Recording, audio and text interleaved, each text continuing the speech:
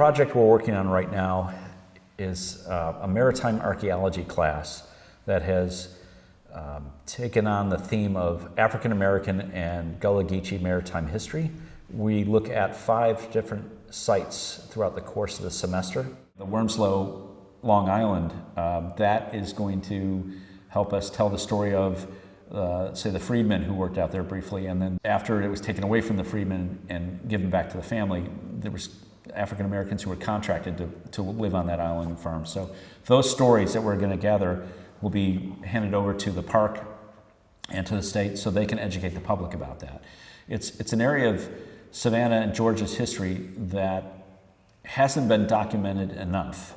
Part of my role as the archaeologist and basically part of doing historical archaeology is trying to understand how humans have lived and occupied on the landscape over time.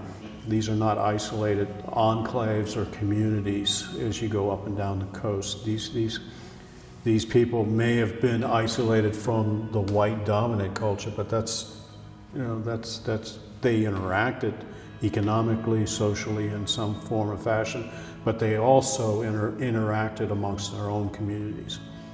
All African Americans in America have some linkages to the Gullah-Geechie community because this is where we came in. What I want the African American community to know across the nation in America is that they are all Gullah-Geechie. The indigenous people that are connected here have connections with indigenous people all over the nation. Gullah-Geechie people the same. All of the enslaved started in the South. And the archaeology that we're doing, sort of scouting out what's left, what artifacts can help us tell the story, that's being done in partnership with members of the descendant community. A lot of these sites we're working on, we don't know a lot about the historical background. The students' research and their fieldwork is actually making an original contribution that hasn't been done before. So our objective for the day is to record features, man-made features on Long Island, which is part of Wormsloe State Historic Site. They've never been mapped before.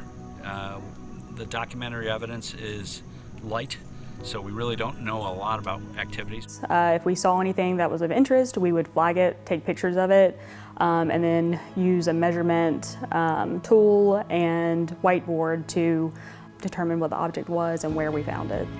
So they said that they had evidence that there had been Gullah living out on that island. We actually found what we think was a home site. We found a few scattered bricks. So this GPS sensor talks to numerous satellites, as many as 30, I think to 50, to get a very accurate indication of where we are on the Earth, within 1 meter. Normally if you say, "Where am I?" to your phone, it tells you wherever your phone is. This is now using this as its source for where it is, so it doesn't care where the phone is, it's wherever we move this thing that it's reading. So we put this where we want to indicate a point, or in the case of what Ozzy just did was they moved it all the way around the pond, taking data points. Yeah, and so that created a map, an area map of that pond. This thing will give us area maps, it'll give us lines, or just individual points. So today we're going to be shooting a lot of this, and then all that can be exported out to maps that we can then provide to the park for their future planning. We think that those ponds and those ditches that we found could be something that they used to farm. So finding that means that we could find out more about their lifestyle and potentially what they ate, potentially how they lived their days, which is important for people of that community and their descendants.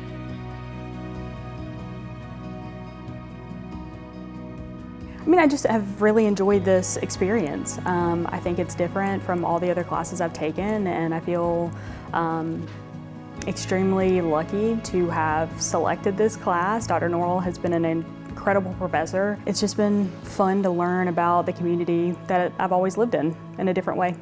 We can use the history of those landscapes, those stories, to hook people into not only a particular refuge, but also to get them excited about the kind of work, conservation work that we do. It's important that we preserve and at least tell the story as best we can. And sometimes if there's a lack of documentation, archaeology is one way where you can get that information, combine it with the documentary sources, because we are historians as well, and then tell that story with the two sets together. As a master storyteller, one of the things I know is that if you don't tell your story, someone is going to make up a story about you.